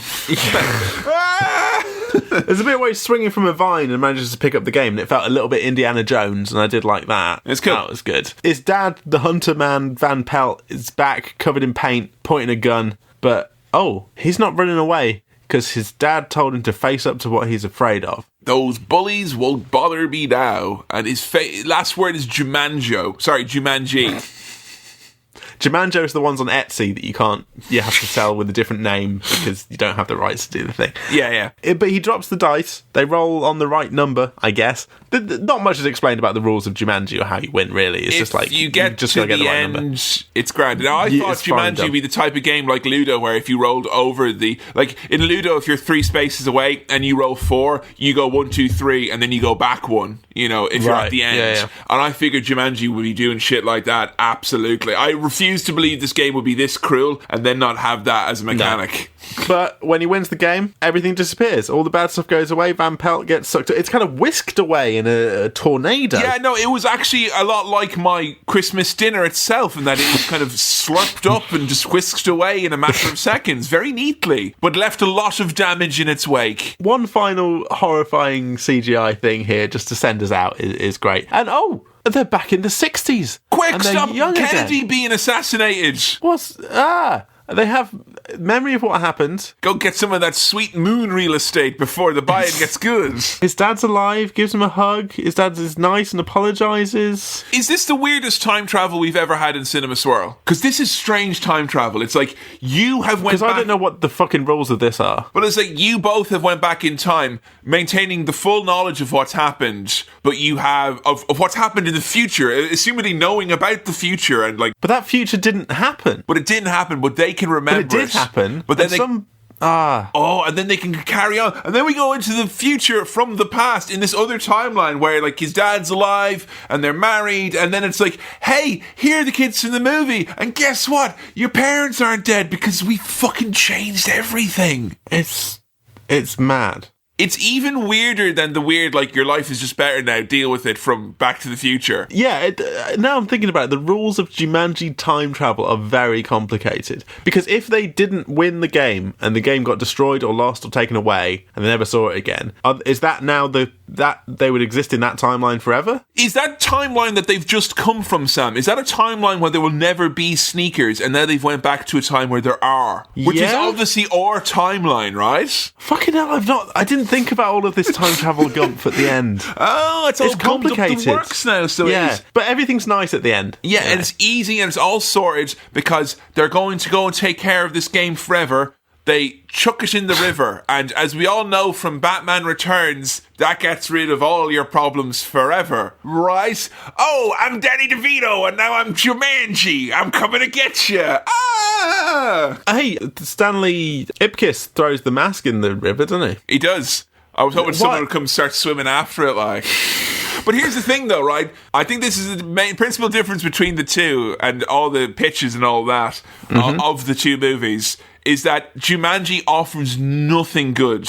Like, as in the board game itself as an entity. The Mask has a lure of power and, you know, unlimited this, that, and the other. Whereas best case scenario with Jumanji, you might get to have a nice chat with your dad and work some shit out, like, you know? Yeah. I mean, yeah, there's no positive... He will have a gun, that's all, though. Yeah, Jumanji is just an onslaught of... Jumanji the game is an onslaught of just punishment for you there. It just hurts you. It's true what they say, Sam. Games were a lot harder back then. And instead of it being, bullet hell, it's just like jungle hell. It's just hell. It is hell. So there we are, Jumanji, a movie which much different. This is funny because I watched it right in the middle of the day, where it's like I'm going to sit down with my notes now. I'm going to watch it proper, research and all. Yeah. Whereas previous times I've watched it, it's been like, let's put on Jumanji. Way, we're all having pizza and beers and a fun time. And I think this movie is very much. It's a group. I mean, did you watching it on your own? Do you think you had less fun than if you watched it in a big group of joviality? Oh yeah, probably because I could, lighten the load of some of this film's burden by sharing it with mates, like a nice glass of Pepsi Max. But Joe watched both this and Uncut Gems with me, and I was thankful for both times. Yeah, you had for someone there with you. Yeah, I didn't have that luxury. Did it make you anxious, the movie? I know we talked a lot about anxious things, but did it actually get to you? Honestly, yeah, in a bit. It was just there was a lot of big emotional stuff. There was a lot of big scary stuff. The monkeys are going to stick with me forever. We had that question about things invading your dreams. Those monkeys are going to get into my fucking dreams. And your nightmares as well, by the looks of things. Sam, have you seen the poster for Jumanji? With Robin Williams, have you seen the fucking look on him? What movie are you advertising? Seriously, the little fucking go on, it'll be grand. He's like he's on a roller coaster having fun. He looks like he's having a whale of a time. Yeah, no. It's this. What I will say is this wasn't as.